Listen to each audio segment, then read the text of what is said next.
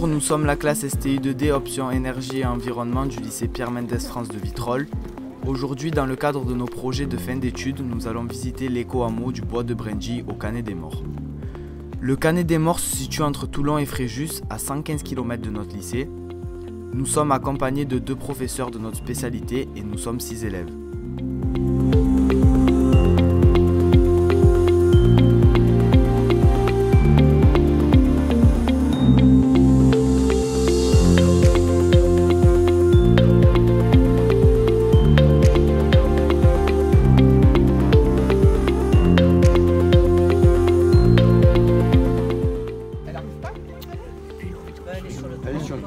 J'ai toujours envie de construire.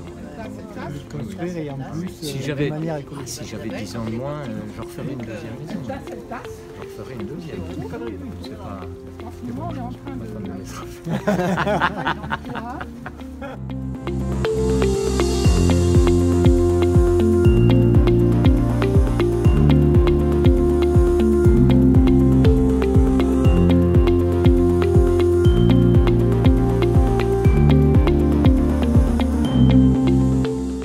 Donc on a...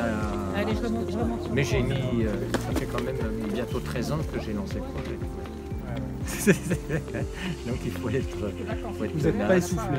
Il faut être tenace et puis tous les problèmes que l'on a eus.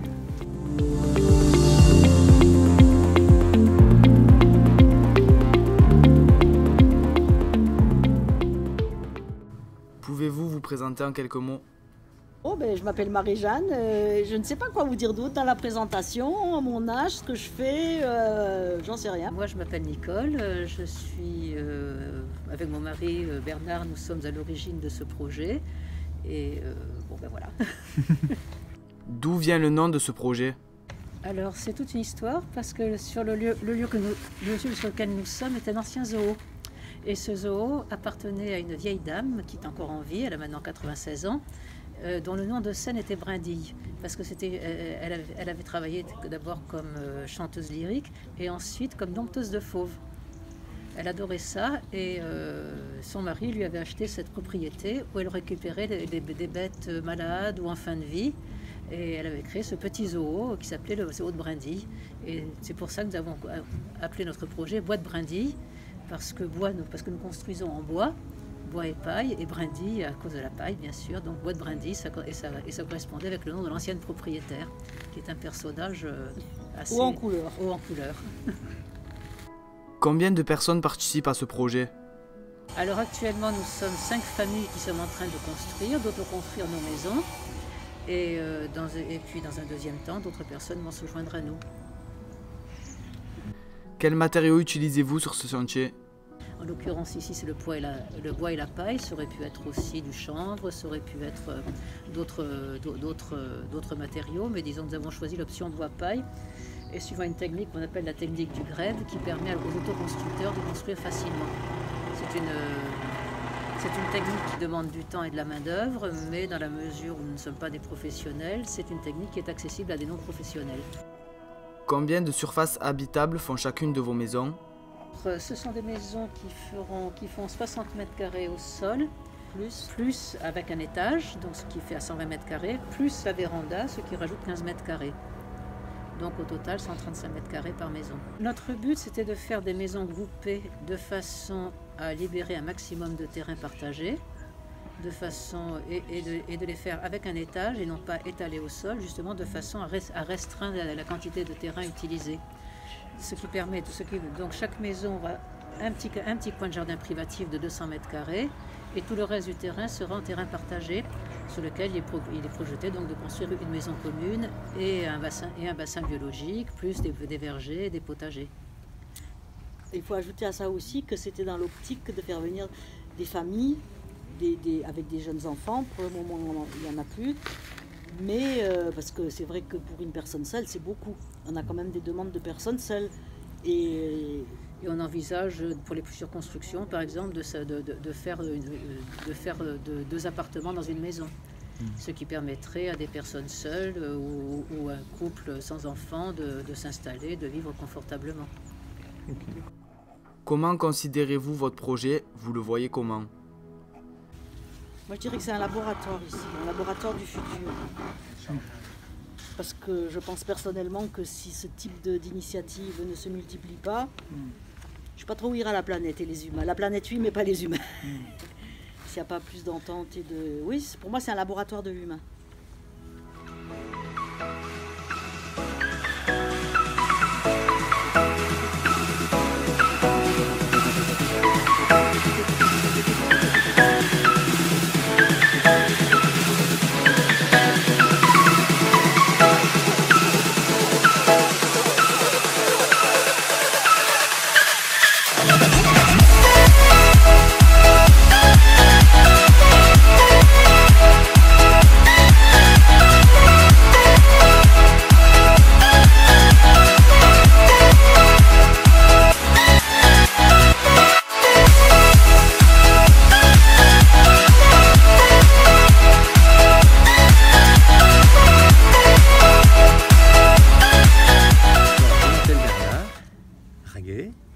Je suis celui qui a lancé le projet que j'ai lancé il y a maintenant 12 ans. Je m'appelle Paul Chevillard. Me présenter, c'est vous dire d'où je viens. Si c'est vous dire d'où je viens, j'ai un parcours où j'ai fait de mon existence tout ce dont je rêvais. J'ai été critique de cinéma pendant très longtemps. J'ai travaillé dans la diplomatie culturelle au ministère des Affaires étrangères pendant très longtemps. Et je suis comédien de cinéma et de théâtre, auteur, metteur en scène, les 20 dernières années de ma vie. Voilà. J'aime travailler de mes mains, j'aime construire, puisque j'ai eu la chance, si je puis dire, d'être ouvrier maçon, apprenti maçon à l'âge de 12 ans et demi. Donc depuis 12 ans et demi, je construis, je répare, je fais de la construction. C'est clairement un choix politique. On est face à une situation, tous, vous, moi, mais moi j'ai un petit avantage sur vous, c'est que je disparaîtrai avant. On est tous face à une situation sur laquelle il faut qu'on apporte des réponses. Alors il y a des réponses qui sont à prendre au plus haut niveau, qui sont à prendre au niveau international, qui sont à prendre au niveau gouvernemental, et il y a des réponses qui sont à prendre au niveau individuel. En ce moment, sur le Var, ces jours-ci, il y a des crues absolument insensées. Pourquoi? Posons-nous la question, pourquoi? Pourquoi? Parce que des gens ont artificialisé les sols pendant des générations et des générations. Pas des générations, depuis 40 ans. Depuis 40 ans, ils font n'importe quoi, du béton partout, et donc l'eau de pluie, elle peut plus s'infiltrer. Donc ça donne des crues dans des lits qui n'étaient pas prévus ça. Pour cela, ça donne... Donc, notre choix politique, c'est de dire, eh bien nous allons participer à cette réflexion et on va apporter notre petite réponse. Léon Vers, que vous connaissez sans doute pas, qui était un résistant pendant la dernière guerre, a écrit dans un de ses bouquins, dans une pièce dans laquelle j'ai joué, nous sommes tous, pour une part infinitésimale, responsables du destin de l'humanité. Et vous, oui, moi aussi. Et donc, ma proposition de réponse à cette part infinitésimale de responsabilité de l'humanité, c'est cet éco-hameau. L'écohabitat, pour moi, c'était quelque chose de très important pour la bonne raison, c'est que je vis dans une maison isolée, ce qui est très bien par rapport à un certain moment. Mais par contre, sur le plan humain, le problème du relationnel est toujours aléatoire. Or, j'arrive à un âge certain et je me dis que je ne peux plus rester là où je suis. Donc, j'ai décidé de construire un éco-hameau et j'espère et je souhaite, et ça va arriver, qu'il y ait donc qu'il soit intergénérationnel. C'est-à-dire qu'on ne soit pas, qu'on ne fasse pas une EHPAD, qu'on ne fasse pas une maison de retraite. Donc pour moi, il est important qu'il y ait de jeunes couples, avec enfants de préférence, ou sans enfants, mais bon, ça c'est leur problème, et pour pouvoir vivre ensemble, c'est-à-dire qu'on puisse s'entraider.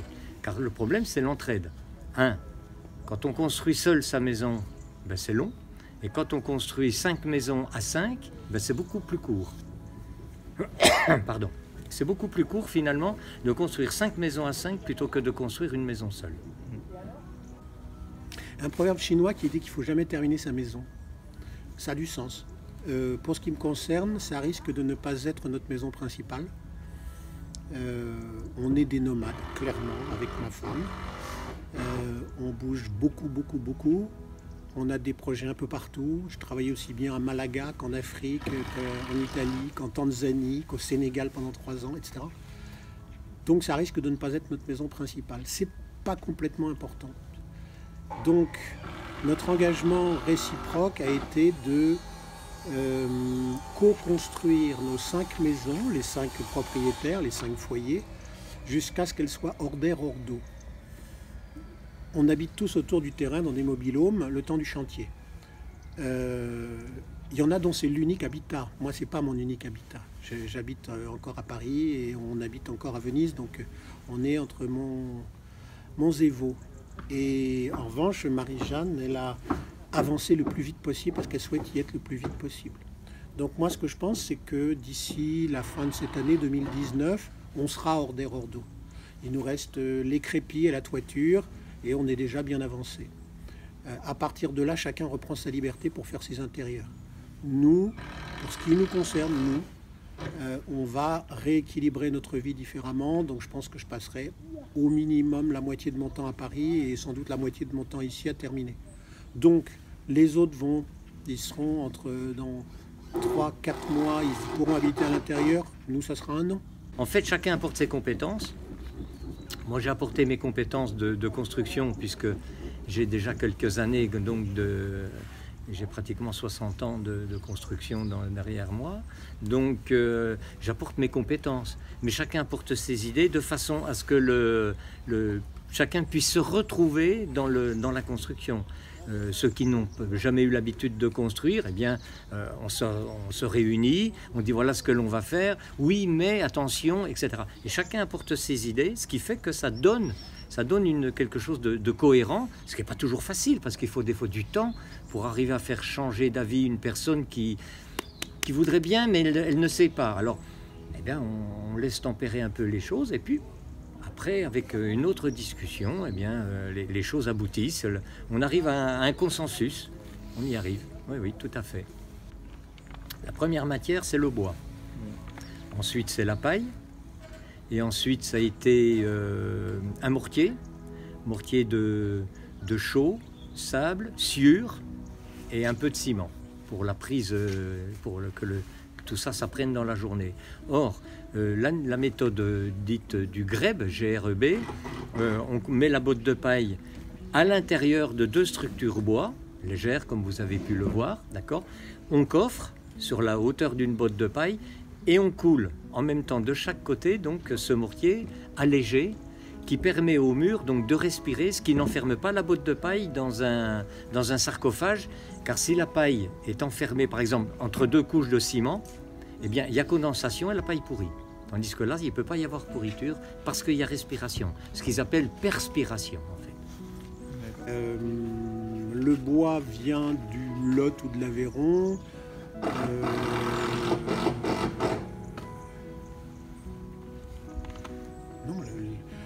En fait, on a des fournisseurs avec qui on a passé un contrat moral et financier aussi. D'une part, ils nous font les meilleurs prix possibles, mais d'autre part, ils savent notre mentalité, donc il y a des choses qu'ils ne nous proposent pas. Notre fournisseur, par exemple, de matériaux, c'est un fournisseur de matériaux écologiques qui s'appelle EcoBati, qui est à côté de Nice, et c'est lui qui nous fournit d'un certain nombre de matériaux. Le bois est arrivé donc par semi-remorque non traité, du lot taillé dans la dimension qu'on voulait. La paille est une paille bio qui arrive de 30 km.